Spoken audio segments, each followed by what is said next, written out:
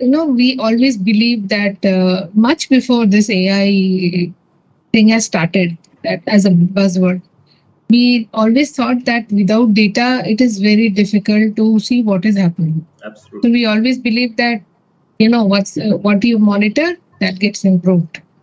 So that is with that background, we started first collecting data actually from different processes. Okay. So, like currently, we have a data warehouse or data center, whatever data lake. There are various names Right, nowadays, right, right.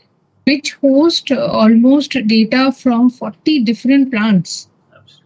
and these are all process data. You are talking about automation level, so we have lots of sensors, field sensors that is there, Okay. and then from there it comes to let's say historian kind of server where Okay. all the data is captured and kept for a, let's say for for a month or so, Okay. and then from that historian we collect it to a data lake or data center Okay, ma'am. where all process data, all quality data are available in such a manner that one can analyze whatever they are required.